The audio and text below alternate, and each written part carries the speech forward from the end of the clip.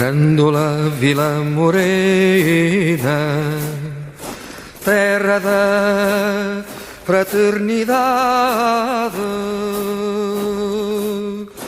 o povo é quem mais ordena dentro de ti a cidade. Olá, amigos e amigas. Como hoje é o dia 25 de Abril, vou-vos contar uma história de como aconteceu o Dia da Liberdade, ou a Revolução dos Escravos. Quando voltava da escola, o João ia sempre à oficina, onde o pai pintava enormes quadros. As tintas de todas as cores, os pincéis às dezenas, as paredes cheias de desenhos luminosos. Tudo lhe enchia as medidas.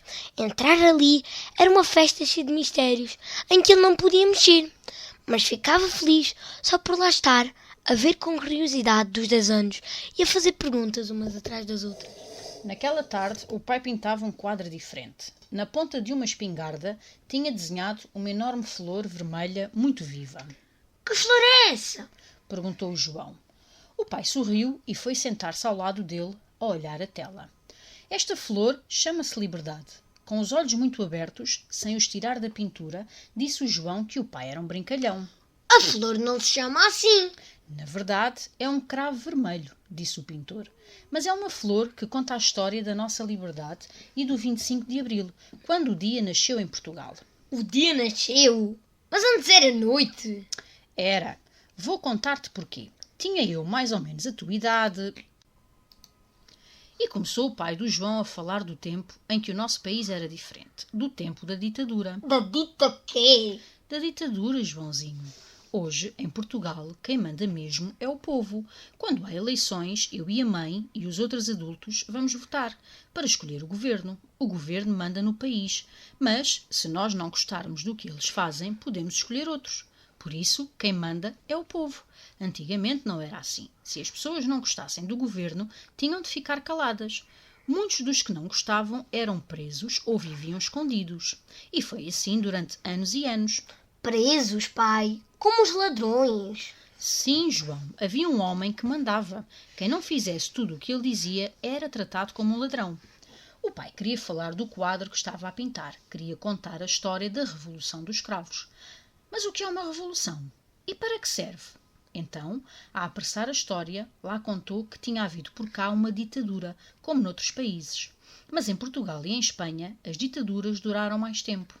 Por cá, um homem chamado António de Oliveira Salazar tinha o poder e não o queria largar, ao ponto de as pessoas pensarem que mais ninguém podia esfiar o país. Tudo o que ele dizia era lei e tinha até uma polícia especial para atacar os que pensavam de maneira diferente. Tinha um nome bem comprido. Era a Polícia Internacional de Defesa do Estado, mas toda a gente a conhecia por PIDE e todos tinham medo dela. O mundo era grande, João, tão grande que mal o conhecíamos. No tempo do Salazar, este país vivia de costas voltadas para fora. Às vezes, era como se só houvesse portugueses na terra. Enquanto dizia estas coisas, o pai do João fazia gestos largos, abraçava o ar como se estivesse a agarrar o mundo, mas logo deixava cair as mãos para dizer que a vida dos portugueses era muito triste, por não haver a liberdade. O João, inquieto, perguntava o que vinha a ser isso da liberdade. O pai punha-lhe a mão no ombro e dizia-lhe para ouvir o resto da história. Já lá vamos. E continuava. O mal não era só o medo. Portugal era cada vez mais um país atrasado e triste. O mundo mudava muito depressa, mas os portugueses mal sabiam. Muita gente ficava contente com o pouco que tinha, pois não conhecia mais. E muita gente era pobre, não tinha nada nem arranjava o que fazer. Muitos foram para a França, muitos para outros países, muitos foram para a África e depois veio a guerra. A guerra, pai, como nos filmes. Pior do que nos filmes, porque não era a fingir. O pai do João ficou algum tempo calado e triste, de olhos postos no quadro. Nunca tinha conhecido o pai dele, por causa da guerra em África. O João sabia disso e agarrou-lhe a mão devagarinho. O pai voltou a falar. Os homens, às vezes, resolvem as coisas à bruta, porque não sabem ser amigos uns dos outros. Era verão. O sol, ao fim da tarde, ainda entrava pela janela. O quadro levava com a luz e o cravo parecia mais vermelho, posto no cano da espingarda cinzenta. E a espingarda também estava ali por causa dessa guerra que teve vários nomes. A guerra colonial era o mais usado. Dizia-se assim porque aconteceu nas colónias, que hoje são países onde se fala português. Angola, Moçambique, Cabo Verde, Guiné-Bissau e São Tomé e Príncipe. Nesse tempo não eram. Faziam parte de Portugal, mas as pessoas de lá queriam ser livres e tiveram de lutar por isso. Os povos de África queriam mandar nas terras que eram deles e já tinham sido dos pais, dos avós, dos pais dos avós. Durante anos, os portugueses mais jovens eram obrigados a ser soldados e a ir lutar com esses povos, longe daqui. Muitos morreram e muitos ficaram magoados. Cada vez mais portugueses queriam acabar com a guerra, e foi também por causa disso que aconteceu no dia 25 de abril de 1974 a Revolução dos Cravos. Muito curioso, o João saltou do banco comprido em que os dois estavam sentados. Ele sabia que não podia mexer nos quadros que o pai estava a pintar, mas por pouco não pôs as mãos naquela flor enorme, feita de tinta fresca. Ficou só a olhar, com o nariz quase lá encostado, e disse: ainda não percebi o que está o cravo a fazer na espingarda. No dia 25 de abril, os soldados saíram à rua para acabar com a ditadura e com a guerra. E conseguiram, sem disparar tiros. Uma florista de Lisboa, na rua, pôs um cravo vermelho no cano de uma metralhadora. Outra fez o mesmo. E muitas outras, sem saberem, fizeram com que esta flor ficasse para sempre ligada à liberdade. E tu viste?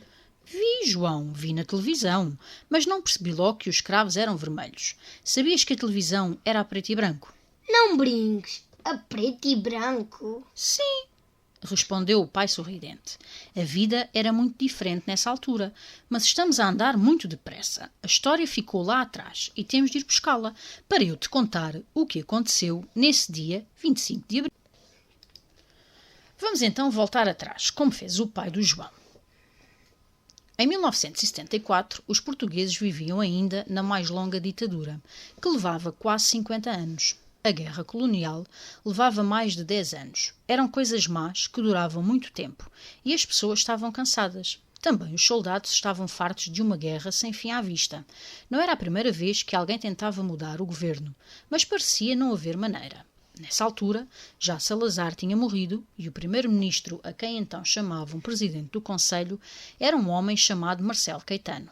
Outro ditador, que não acabou com a guerra nem com tudo o que estava mal. As pessoas continuavam a ter medo. Nos jornais não podiam escrever o que queriam. Era perigoso, até que várias pessoas se juntassem a falar na rua. Havia livros que tinham de ser lidos às escondidas, porque não agradavam a quem mandava.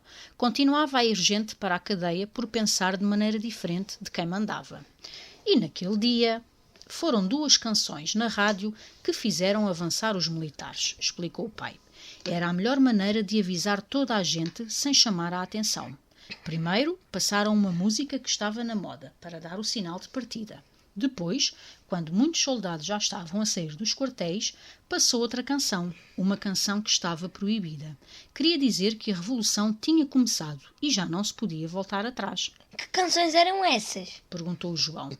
A primeira chamava-se E Depois do Adeus, cantada pelo Paulo de Carvalho. A segunda era a Grândola Vila Morena, do Zeca Afonso.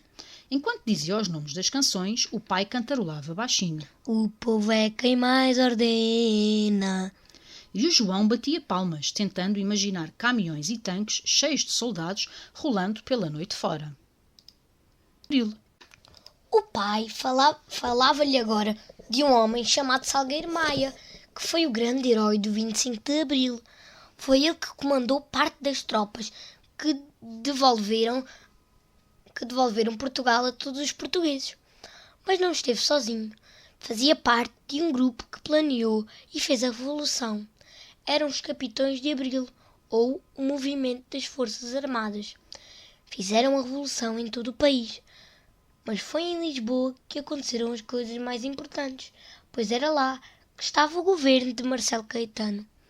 Nesse tempo, com a guerra, Portugal tinha muitos soldados. Bem mais do que agora, explicava o pai do João. E nem todos estavam contra o governo. Havia bons e maus? Perguntou o João. Eram soldados. Muitos deles cumpriam ordens e julgavam estar a fazer a coisa certa. Mas foi esse militar, o capitão Salgueiro Maia, que mostrou grande coragem quando teve de enfrentar as tropas que queriam defender o governo. Sem tiros, mas com palavras firmes, conseguiu fazer com que não houvesse portugueses a lutar uns contra os outros. É por isso que se diz que no 25 de Abril não houve derramamento de sangue. Derramamento de sangue? Sim, os soldados não dispararam tiros. Também por isso a imagem da Revolução é este cravo posto na espingarda. Quer dizer que não morreu ninguém? Insistiu João. No 25 de Abril morreram 4 pessoas, mas não foram soldados. Os soldados estavam fartos de guerra e queriam um país em paz. Mas deixa-me continuar a história. Vá lá. O João estava contrariado, queria aprender tudo de uma só vez, mas sabia que o pai gostava de contar as histórias com calma. E ele tinha de ter paciência. Por muito que quisesse saber quem era esse Salgueiro Maia, o que tinha feito, quem eram os outros e acima de tudo, o que era a liberdade. Porque já tinha aprendido na escola que o 25 do mês de Abril é um feriado. Nesse dia não há aulas, porque é o dia da liberdade. Há bocadinho, prosseguiu o pintor, eu disse-te que o herói do 25 de Abril foi o capitão Salgueiro Maia. Não é mentira, mas também não é a verdade toda. O grande herói, sabes quem foi? Foi o povo português. O povo? Sim, a multidão que esteve na rua ao lado dos soldados. No princípio, as pessoas tinham receio, mas os militares conseguiram chamá-las para o lado deles. Mas como? O João sempre a fazer perguntas, entusiasmado com a história. Os soldados queriam devolver Portugal aos portugueses. Para a Revolução correr bem, tinham de chamar as pessoas para a rua. Então, uma das coisas que fizeram foi assaltar a rádio e a televisão, para irem contando a todo o país o que estava a acontecer. Quando o povo começou a perceber que finalmente a ditadura estava a acabar, perdeu o medo e saiu para a rua, para estar ao lado dos soldados. Queres ver? Então, o pai do João foi a um armário e tirou de lá uma revista velhinha, com as folhas um pouco amarelas, e abriu-a numa página cheia de fotografias a preto e branco, como a televisão daquele tempo. Numa aparecia um soldado a falar para uma espécie de altifalante em forma de corneta. É um megafone, e este é o Salgueiro Maia, disse o pai. Numa outra via-se muita gente, uma multidão junta numa praça. Esta foi tirada no Largo do Carmo, em Lisboa. Estão todos à espera de ver sair o Marcelo Caetano, que se escondeu ali num quartel. Vê, João, foi o primeiro sinal da liberdade.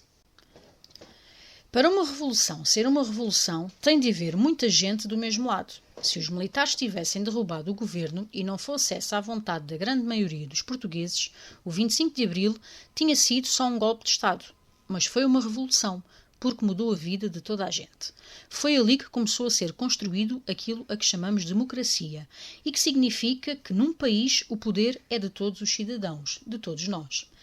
Se não fosse esta multidão que estás aqui a ver, e tantos outros portugueses que não cabiam em 1000 fotografias destas, o 25 de Abril tinha sido uma coisa diferente, explicou o pai do João. Quem derrubou a ditadura foram homens como Salgueiro Maia ou como o Major Otelo Saraiva de Carvalho, que dava instruções aos militares, ou como os restantes capitães de Abril, que decidiram lutar para mudar o país.